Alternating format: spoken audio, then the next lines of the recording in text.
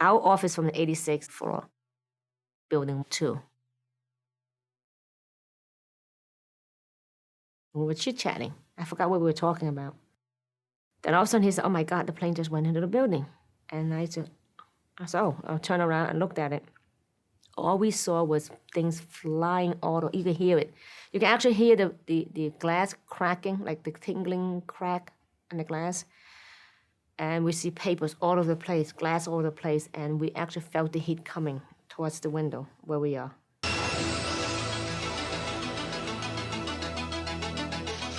This just into our newsroom. A plane has crashed into the World Trade Center. Shall we leave now or stay here on the 78th floor? I think that's what if I remember correctly, that's how we were deciding what to do. But before we even think about what to do, the plane hit. At that time, I didn't know it was a plane. It was an explosion. It was a loud explosion. Next thing you know, I went from one end to another. It is horrific. A second plane the size of a passenger jet flying into the second tower of the World Trade Center. I got up. I couldn't see. Okay, I took off my glasses. My glass was all with blood, completely filled with blood. So I did remember that my glasses tend to come off, and if it comes off, I can't see, so I took it out very carefully. I happened to have an undershirt on. I wiped it. I cleaned it very carefully, and I put it back on, and I looked around. I see nothing but people laying down. The New York City Fire Department is issuing a call for a total recall of all officers and firefighters. And none of us know where the stair was. Not one of us. But then this guy, Wells, appeared out of nowhere. And he said, I found the stairs. Only help the one you can help and follow me. When we got to the 40th, it was wall-to-wall with firemen there. A situation that started bad just gets worse and worse and worse. So we walked down this long corridor. I mean, long.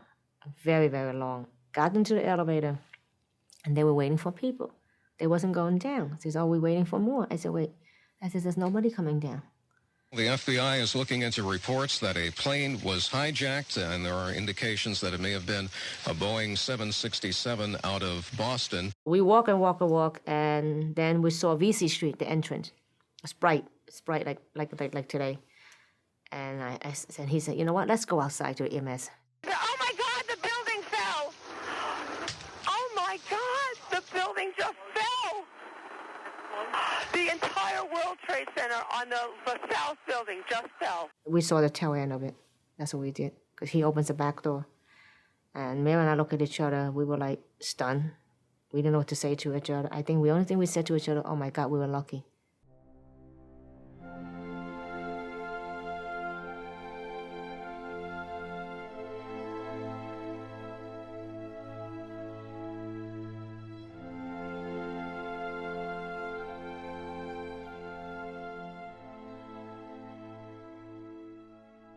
I did not know I was hurt at all. I did not know I was bleeding from my head. I did not know I was burned. I didn't feel it. I said, oh, no big deal, you know. I even lay in the hospital bed. I said, okay, I'm still planning my vacation. It's a great trip. I was going to take my kid back to where I came from, China. You know, you get burned, how you cook, you get burned, you get out. Not knowing like a second, third degree burn all over the place.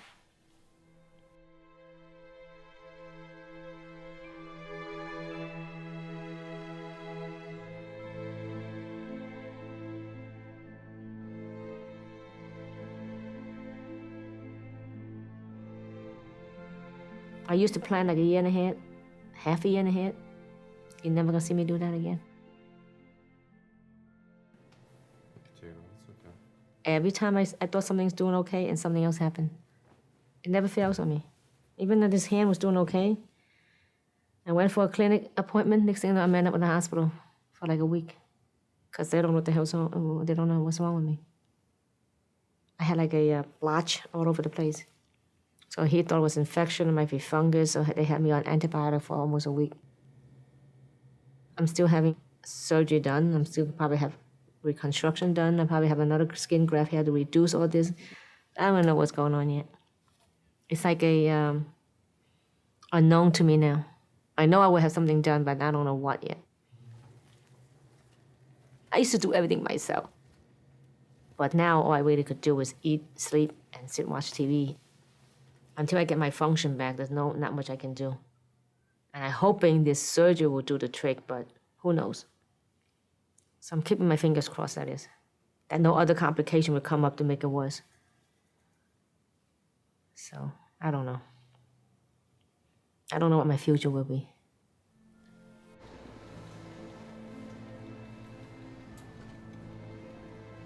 We're gonna put a little oxygen on your face here. Fresh air here. We're just gonna. Careful your eye if you like. I had my life planned so well. Okay. Before this happened, I was traveling all over the place. And I said, you know what? This is what we're gonna do. We're gonna travel to this place, we're gonna travel to that place. I'm just planning vacation. That's my free time when I'm home. Planning vacation after vacation.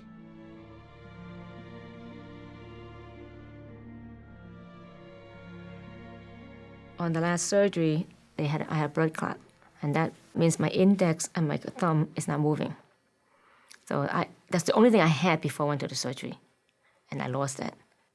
So normally burns like this, it takes a year to 2 years max to mature. Now I'm going into 2 years very soon. And mine is just still very active because it's bright red. It has not changed color. And the more scarring I have, the more tightening I will get it. And that will limit my mobility. So it's like here, you see how big this is? This is actually pulling my hand backward. And that's why I'm not straight, okay? Because the scar is so tight. And this hand, of course, this thing was not, it was never near that big. This got 4 times bigger than what it used to be. It seems like graft doesn't work on me. But why? They can't answer that. None of the doctor could answer that. And that's the scary part. They cannot tell me why this is happening to me.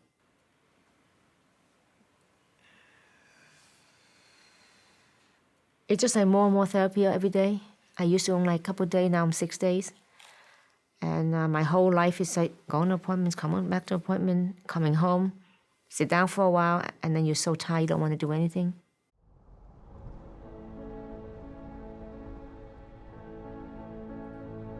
And now every time I go through the tunnel, it gives me the creep.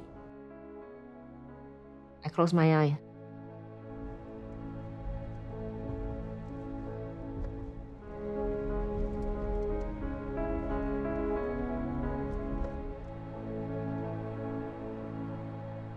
It gives me the creep as to when it's going to be the end of the tunnel. When you see the light, it's okay.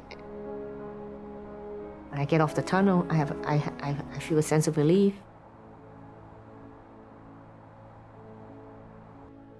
I know I cannot travel, okay? I can't cook. I can't do anything that I used to do. I feel useless sometimes. Like, what the hell am I doing? I'm sitting here doing nothing. I'm not forecasting that, not by a long shot. So what do? You watch TV. How much can you watch? Well, as much as you can. And it's funny, I tape Murder, She Wrote. She actually somehow calmed me down. It was like a little old lady solving crimes. Next thing you know, she knows everything. So I kind of taped the whole thing. And when I get to be really edgy, I just turn the TV on and just sit there and watch her.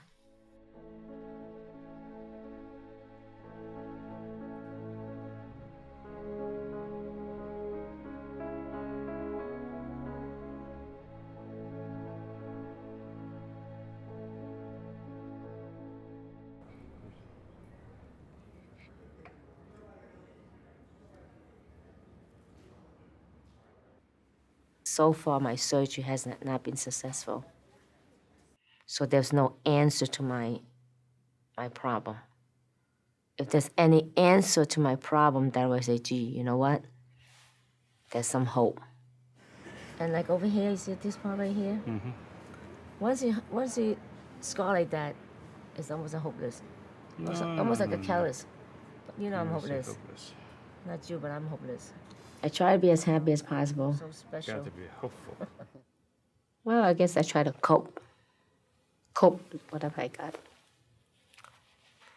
I know I can't change it. Okay.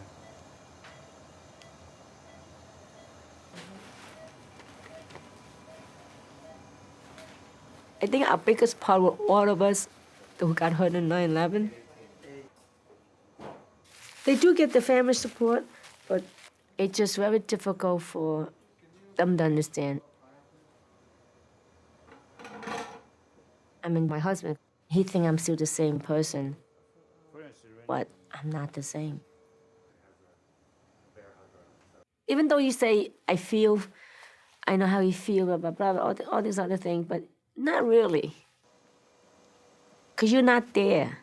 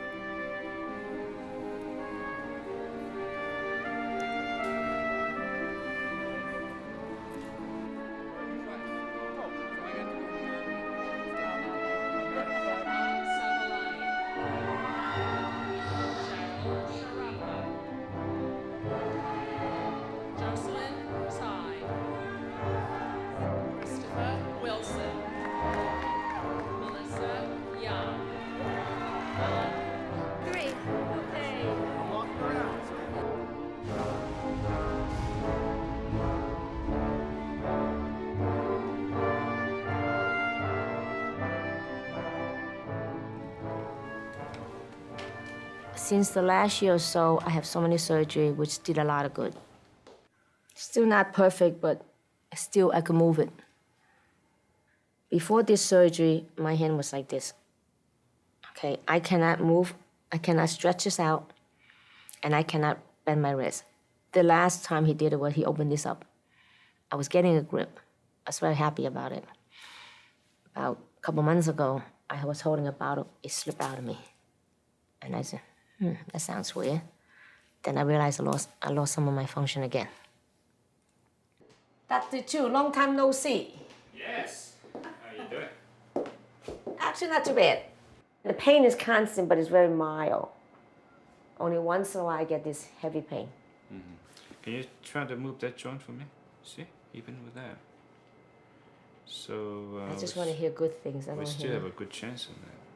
I get very frustrated if I drop something I can't pick it up. I get frustrated, but I think, you know what? Then use the other hand. The If we contraction. do the release again, the chance for you to be able to move is much better now. See? Okay, So now. maybe we should give it a try. In my mind, I said to myself, I give myself a last chance.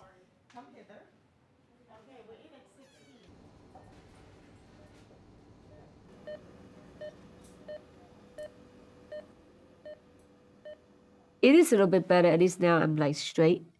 Before it's like crooked to a point, I can't do too much. And if you really don't know that my hand's not moving, you really don't know about it. Okay, so I accepted the fact. I told him I'm accepting the way as is. It will get worse, but you know what? I'll worry when time comes. I'm not having any more surgery in this hand. Because arthritis is going to kill these hands soon. But you know what? People have worse condition than I am. And the thing that really made me turn around is the burn conference. That turned my attitude completely different. You see some of the patient has been burned, and you have to say to yourself, I'm very, very lucky. So since then, I look at myself at a very different attitude. Cool. I'm having another surgery in beginning of December because my eyes is pulling. This part right here. Because when I look this way, it's pulling my eyes. It's gonna get worse. I don't want to get to a point that I cannot move it anymore.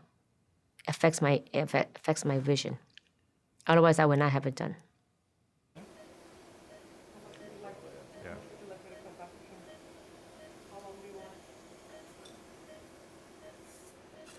They gave me a facelift for free. That's one thing I can laugh about, you know what I mean? What else can you do? But, you know, a little bit at a time.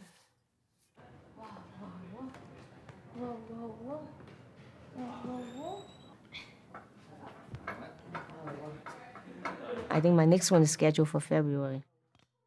But at least maybe I have a couple years of freedom. If it goes back, I say, oh well, I'll be 60. I said, I'll be okay. If I can't turn, it's all right. 60? Listen, I'm old enough. You turn around and come over here.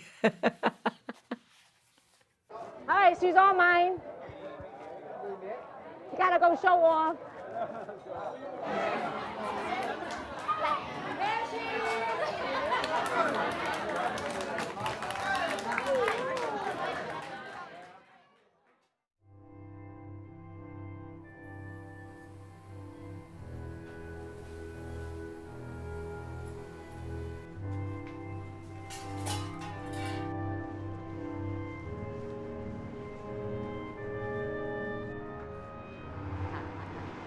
Actually, I'm gonna sit here wait for the car.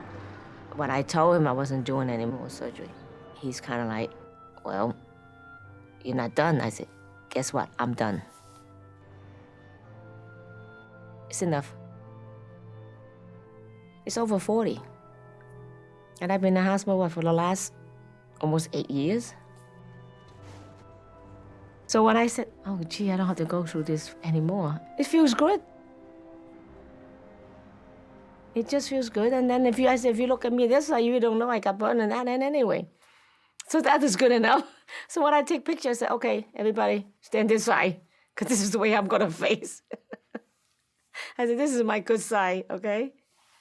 That's how I do things. You gotta make the best out of it. I remember you. That's been nice. Yeah, I know. They did a lot on me, though. How you doing? Nice. I like your Thank you, thank you. It happened, but I'm alive. That's the only thing I kind of tell people. How you doing? Good. I was like giving a second chance that I really could have died that day. Somehow, somewhere along the line, I came back.